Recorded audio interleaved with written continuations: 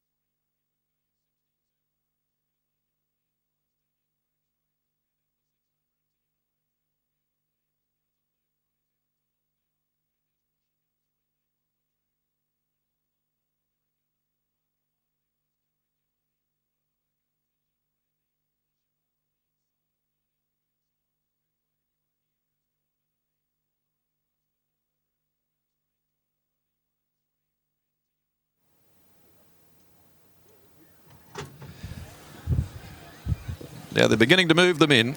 West Speed nominations close on the 26th of July. This is the handicap. Striking Guru taken along by Chris Parnham with a couple of wins already that he's notched this afternoon. Flash Gift and Hell Cool joining the line. Not a single drop to move in. November Red. Waiting on Fun Spice. Red Blast, an effortless Kalgoorlie winner first up. Also required to move in, Romp to Fame. First city runner for Gemma Hayman. Romp to Fame to move up. Has bet with some support too. $26 into 16. So some late backing at the rather juicy odds about Romp to Fame. 26 is in about 10 points. Black Romeo continuing to just ease out. And Fort Courage, 13s, 14s into 850. It's a good move. One that they've really latched onto late in the betting market. So Hell Cool to move in. Flash Gift, not a single drop, and Black Romeo to join the line. Mitch Pateman wearing the black armband, of course, following the passing of his dad Michael on Thursday. Takes the ride on Black Romeo. Michael Pateman will be honoured next weekend here at Belmont Park after losing his battle against cancer on Thursday. One of our most accomplished horsemen. Waiting on Hell Cool and also not a single drop. The rider of the latter's out of the saddle. Both over there in sets of red and white racing colours. Hell Cool, prepared up in Geraldton for the greater part of his career by Rona McPhillamy, now with Jimmy Taylor. And Paul Harvey is just heading over there towards the gates. Not a single drop, a little wound up there for a moment as they boat roared off along the banks of the river, right near where the horse was standing. And now they're bringing across this showy looking chestnut. Big white blaze, couple of white stockings on his hinds. Now they lock hands and they push him up into the barrier stool, so not a single drop in there. And the field is set. They're ready as the light goes on. Just waiting for the starter to make his way to the stand. Todd Plain heads across to the rostrum. And they're now all set. Second leg of the quaddie. Not a single drop.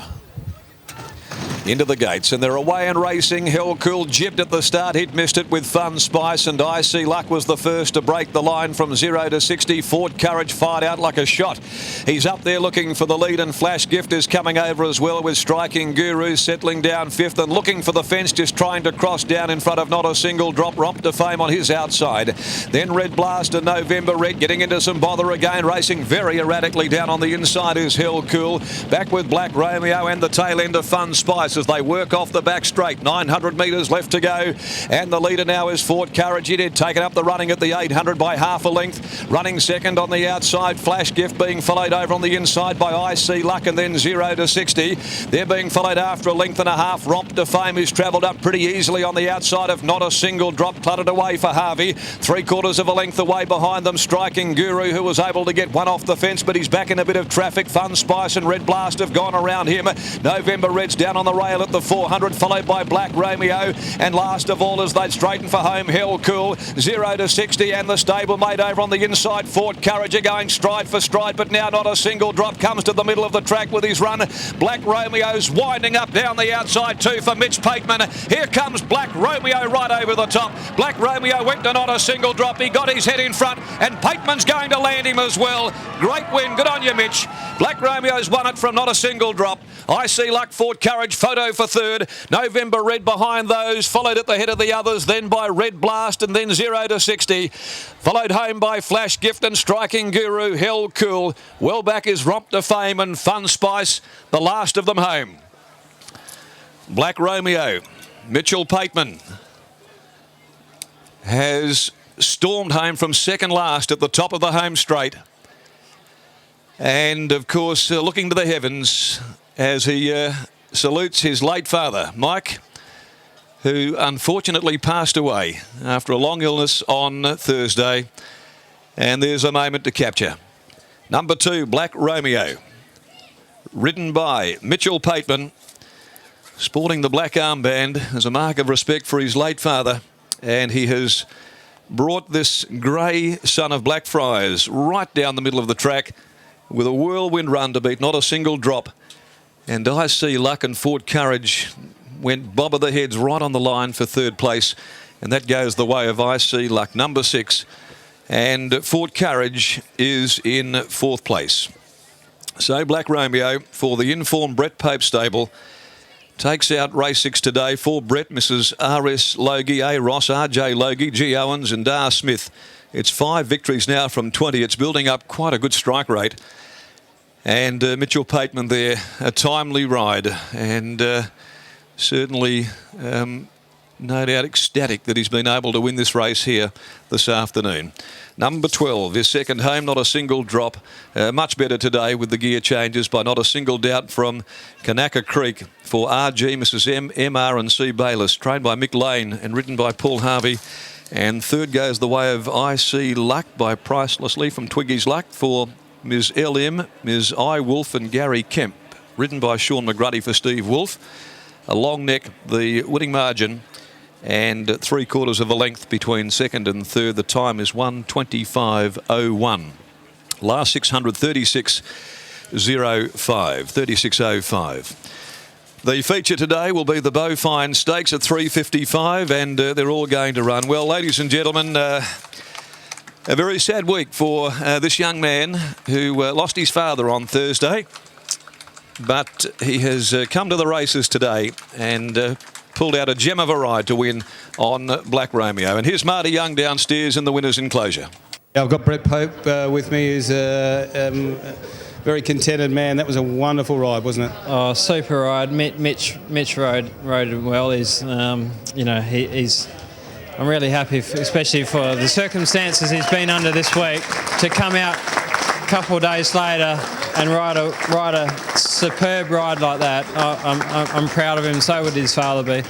I think everyone is, and I happened to see him when he walked in to the race course, and he bowled in full of confidence and had a big smile on his face. So, you know, outwardly, he certainly had it all together. He's ridden that horse the way you've wanted it ridden for quite a while. Yeah, no, Mitch is going to be a up and coming, you know, really good rider. He rides. He hasn't rode a bad race for me. You know, every time he goes out and gives his 110%, and today's no exception. Yep. And the horse, Brett, no doubt. Just pause for this second. That's very emotional stuff. Well done, mate. You've wanted that horse ridden that way, sat back and let him come, because he does look like he's a horse with a few tricks. Yeah, I said to Mitch, like, if you can settle him, because eventually we want to get him over a bit further, but I said if you can settle him and get him even to wait until the 250, 300, nothing will outsprint him. Yeah. No. And he really got it all together, because he got the shadow roll on him. He's the sort of horse gets his head up and down. He's a bit delicate. He's his own worst enemy. His form's not as good as what it should be, because he gets himself beat by over racing. Yeah. Well done, Brett. Off you go. See Mitch. Yeah, Mac. Pretty emotional stuff down there. It's pretty raw, but yeah, the kid. He's a gun. Thanks, Tara, Marty, and very, very happy Mitch Pateman down there too, and certainly receiving well wishes from everyone involved. And it's certainly a very, very happy time for everyone to see Mitch kick home a winner, but no doubt saddened by the passing of his father just a couple of days ago. Yeah, he just had a big hug with Mum. And next weekend, Marty, Perth Racing will be, of course, honouring Michael Pateman here on track. Yep, we sure will, Mac. There'll be a race named after him, and in that race, all the jocks will wear black armbands. Yep. Yeah, a very accomplished horseman too. I think it's worth noting the achievements, not only an outstanding apprentice rider before nature took its toll and he became a heavyweight rider late, and he really did have to battle hard, but of course a gifted horseman, and then turned his hand to become a Group 1 trainer with the great sprinter Willoughby. Yeah, and what he did with Willoughby too, he turned him around. He was a barrier rogue. He was a horse who was very close to being banned from racing, and he was able to sort of take him back to nature, strip him back down and restart him and reconfigure him, and he ended up being a horse not only won a railway and won our features. He got across to win I think he won a Blamey, was it, Mac? Yeah, I think it was. Yeah, Blamey Stakes. And I remember one day he was a certainty beat in a good race in Melbourne as well. Could have been the Carline Cup. Yeah. But, yeah. He trained a heap of good winners, and, of course, he was the flag bearer, Willoughby, but he certainly was one of the great old-school horsemen, and probably the last of that generation to come through with the likes of Jim Taylor and co, who you spoke with earlier on today. Yeah, and as Jimmy said, he did it tough, with the weight problems. Both of them did, and the lower weight scales those days, they spent a lot of time in the saunas together. You bet they did. Thanks for that. Well covered downstairs after the running of race number 6. The winner, Black Romeo, 2 good. Correct weight is there, 2, 12, 6 and 8. Placings are official with race 7. The highlight today over the short course, the 1,000 metres of the listed Bovine Stakes at 3:55.